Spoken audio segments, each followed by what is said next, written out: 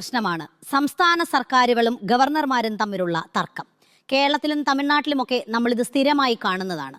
നിയമസഭ പാസാക്കി അയക്കുന്ന ബില്ലുകളിൽ ഗവർണർ ഒപ്പിടാതെ പിടിച്ചുവെക്കുന്നു എന്നതാണ് പ്രധാന പരാതി.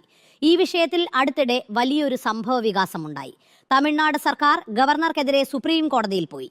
ഗവർണർമാർ ഒരു നിശ്ചിത സമയത്തിനുള്ളിൽ ബില്ലുകളിൽ തീരുമാനമെടുക്കണമെന്നും അങ്ങനെ ചെയ്തില്ലെങ്കിൽ അത് ഗവർണർ അംഗീകരിച്ചതായി കണക്കാക്കണം എന്നുമൊക്കെയായിരുന്നു അവരുടെ വാദം.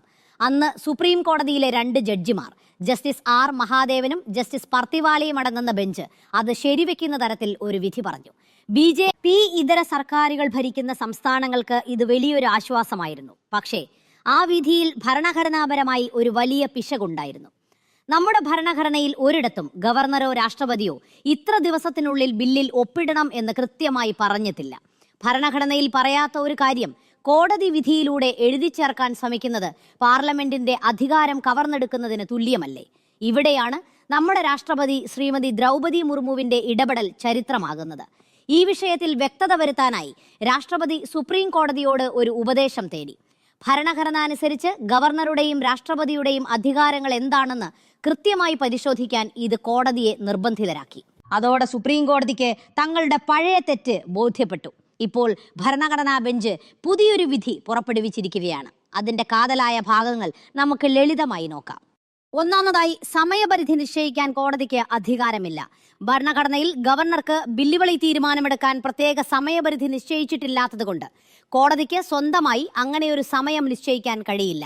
അങ്ങനെ ചെയ്യുന്നത് ഭരണഘടന തിരുത്തുന്നതിന് തുല്യമാകും. അത് ചെയ്യേണ്ടത് പാർലമെന്റാണ്, കോടതികളല്ല. രണ്ടാമതായി, ഗവർണറുടെ മൗനം സമ്മതമല്ല.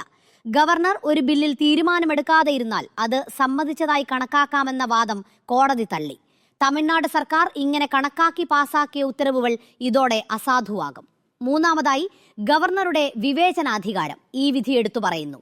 മന്ത്രിസഭ പറയുന്നത് അതേപോലെ അനുസരിക്കാൻ ഗവർണർ ബാധ്യസ്ഥനല്ല. ഭരണഘടനയുടെ 200-ാം അനുച്ഛേദം അനുസരിച്ച് ഗവർണർക്ക് സ്വന്തം നിലയിൽ തീരുമാനമെടുക്കാനുള്ള ഡിസ്ക്രിഷണറി പവർ അധികാരമുണ്ട്. ബിൽ ഒപ്പിടാം, തിരിച്ചയക്കാം, അല്ലെങ്കിൽ രാഷ്ട്രപതിയുടെ പരിഗണനയ്ക്ക് വിടാം. അവസാനമായി, ഗവർണറുടെയോ രാഷ്ട്രപതിയുടെയോ തീരുമാനത്തെ ചോദ്യം ചെയ്യാനാവില്ല. ഗവർണറോ രാഷ്ട്രപതിയോ ഒരു ബില്ലിൽ എന്ത് തീരുമാനമെടുത്തു, എന്തുകൊണ്ട് അനുമതി നൽകിയില്ല എന്ന് കോടതിയിൽ ചോദ്യം ചെയ്യാൻ കഴിയില്ല. അവരുടെ തീരുമാനങ്ങൾക്ക് ഭരണഘടനാപരമായ സംരക്ഷണമുണ്ട്. ചുരുക്കത്തിൽ, ഗവർണർ വെറുമൊരു റബ്ബർ സ്റ്റാമ്പാണെന്നും അദ്ദേഹത്തിന് പ്രത്യേക അധികാരങ്ങളൊന്നുമില്ലെന്നും പാഠപുസ്തകങ്ങളിൽ വരെ പഠിപ്പിക്കാൻ ശ്രമിച്ചവർക്ക് കിട്ടിയ വലിയൊരു തിരിച്ചടിയാണിത്.